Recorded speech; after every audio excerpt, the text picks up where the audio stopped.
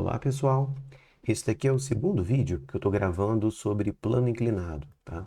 No primeiro vídeo eu falei um pouquinho sobre a teoria, sobre alguns ângulos, como calcular as componentes do peso, e nesse vídeo eu vou fazer mais um exemplo prático para ajudar a fixar e entender o conteúdo da matéria, tá bom? Bem, vamos ao exemplo. Uma enfermeira mediu o peso de uma criança com uma balança inclinada em 25 graus. 25 graus em relação à horizontal, tá, pessoal? Então, ao invés dela ter o cuidado de ter colocado a balança perfeitamente nivelada na horizontal, o chão estava meio torto, ela deve ter colocado a balança em cima de uma rampa, alguma coisa assim. E aí, enfim, acabou fazendo a medição com a balança inclinada, tá bom? Com a balança inclinada, ela obteve um valor de 50 kgfm. 50 kgfm, para quem não sabe, é o peso de um objeto que tem 50 quilos de massa, tá? Então, se ela obteve 50 kgfm, isso significa que a criança teria, então, 50 kg de massa. A gente sabe o valor do seno e do cosseno de 25 graus. Eu fui lá naquelas tabelinhas trigonométricas e vi o valor. E sabe também o valor da gravidade da Terra, tá? Pois bem, quais são as perguntas que o problema faz? Na letra A, ele quer saber o peso verdadeiro da criança. E aí você pode estar se perguntando, mas o peso verdadeiro ela não mediu? Não é 50 kgfm? Então o peso é 50 kgfm, né? Bem, só que não. A balança, ela só mede o valor correto, vamos dizer assim, se ela estiver perfeitamente nivelada com o chão, ou seja, na horizontal. Se a balança estiver sobre um piso desnivelado, como é o caso, ela acaba medindo um valor menor do que o peso verdadeiro. Bem, o que eu fiz aqui? Eu tentei desenhar o chão, uma rampa sobre o chão, certo? E aí aqui está a balança. A balança é o que está em azul, tá, pessoal? Então a balança está apoiada sobre um piso inclinado e a criança está em cima da balança. Repara que a inclinação da rampa aqui, no caso, é 25 graus, como no problema. O que eu fiz então para ajudar a pensar sobre a questão, né? Essa criança, eu achei de pedaço, né? Difícil de desenhar. Então eu fiz aqui do lado um diagrama de forças da criança, só que representando a criança como se fosse uma caixinha, tá? É uma simplificação do desenho, beleza? Mas essa caixinha é a criança, tá? Finge que é. Então tá aqui a criança. Quais são as forças que puxam, né? Quais são as forças que aparecem aí? Bem, vai ter o peso, a gravidade puxando para baixo, então eu desenhei aqui o peso vertical é para baixo. Eu já sei que o peso faz com essa linha pontilhada vermelha aqui, ó, um ângulo alfa, foi o que eu mostrei no primeiro vídeo, tá? Sobre plano inclinado. Então esse ângulo aqui da rampa, que vale 25 graus, ele aparece aqui também entre o peso e essa linha pontilhada, tá? Se a criança está em cima da balança, existe a força normal, né? Que a balança faz, então força normal aponta aqui. E existe também atrito entre a criança e a balança. Isso é meio evidente. Se você imaginar que a criança estivesse de patins, por exemplo, obviamente ela ia rolar pela balança abaixo, certo? Se ela consegue ficar aqui em cima em repouso, é sinal de que existe atrito e esse atrito ele aponta para lá, né? Uma tendência aponta no sentido contrário da tendência de deslizamento, certo? Pois bem, esse é o diagrama de forças. Aí o que eu vou fazer aqui? Eu vou usar a matéria lá do primeiro vídeo. Toda vez que eu tenho um plano inclinado, é conveniente eu decompor o peso. Então eu posso pensar numa parte do peso puxando nessa direção e uma outra parte do peso puxando nessa direção. Repara que os dois vetores azuis somados formam o preto, certo? Esse vetor azul aqui que está colado com o ângulo, a gente já viu como é que calcula, é P cosseno, certo? E esse vetor aqui de baixo, que está separado do ângulo, a gente já viu que é P seno de alfa, né, no caso. Então, repara que esse diagrama está meio assim, seta demais, certo? Qual é a ideia? Eu vou tentar passar limpo, ok? É só para organizar, tá bom, pessoal? A gente vai ter aqui a força normal do mesmo jeito. A gente vai ter aqui a força de atrito do mesmo jeito. E o que eu vou fazer? Eu vou trocar o peso preto pelas suas componentes azuis. A gente vai ter uma componente para cá, que é o tal do P cosseno, alfa, né? E a gente vai ter uma componente do peso para cá, que é P seno alfa. Seno alfa. Beleza? Pois bem, vamos voltar aqui para a pergunta. Qual o peso verdadeiro da criança? Olha, como a enfermeira colocou a balança inclinada, ela acabou medindo o valor errado. Olha só para esse diagrama aqui.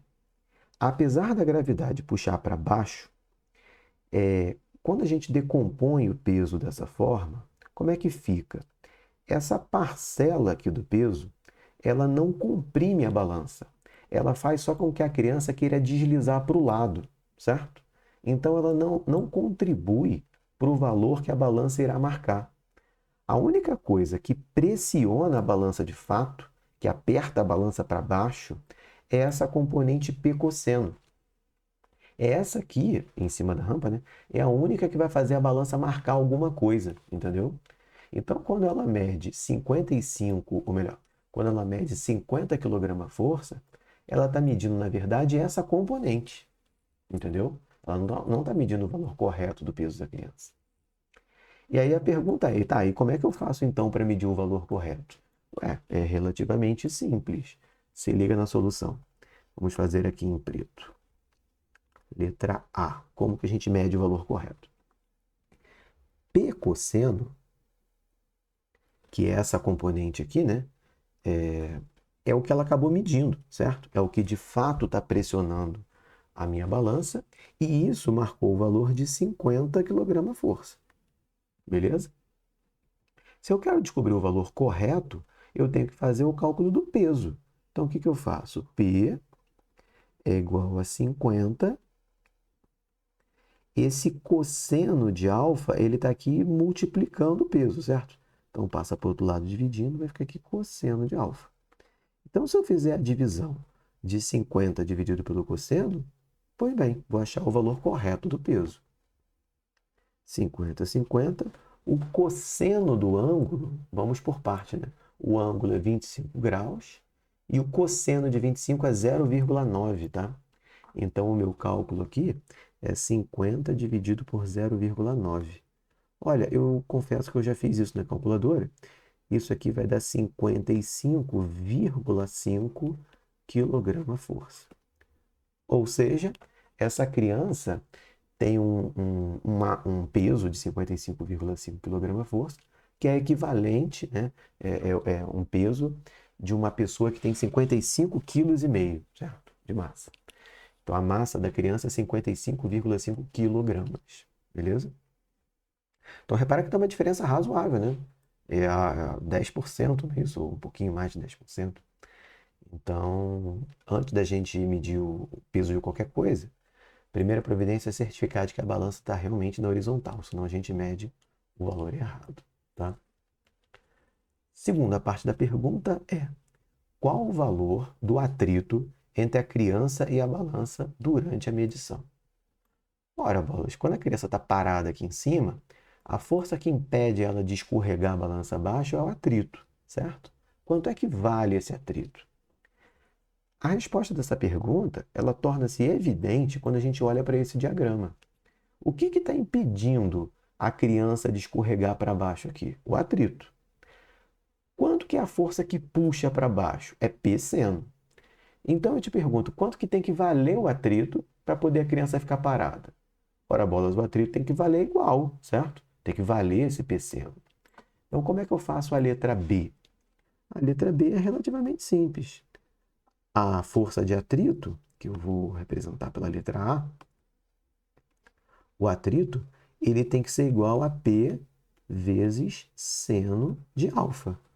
Espero que vocês tenham entendido ao olhar para a figura, certo? O atrito tem que valer igual a P seno alfa, que é a força contrária a ele, né? Assim a criança fica parada, certo? Eu sei quanto é que é o peso da criança? Sei. Acabei de fazer na letra A, né? O peso verdadeiro da criança é 55,5 kg-força, certo? Então, é 55,5 kg-força. Você deve estar acostumado muito com peso em Newton, né? 50 kg-força, pessoal, é equivalente a 500 newtons, tá? Basta multiplicar pela aceleração da gravidade. Aqui, como eu estou trabalhando em quilograma-força, vamos usar assim até o final, tá bom? Então, o peso é 55,5 e eu tenho que multiplicar pelo seno do ângulo. Ah, professor, o seno vale 0,9. Não, não, não, não, não. O cosseno é 0,9, tá? O seno vale 0,4, beleza? Seno de 25, né? Graus, vale 0,4.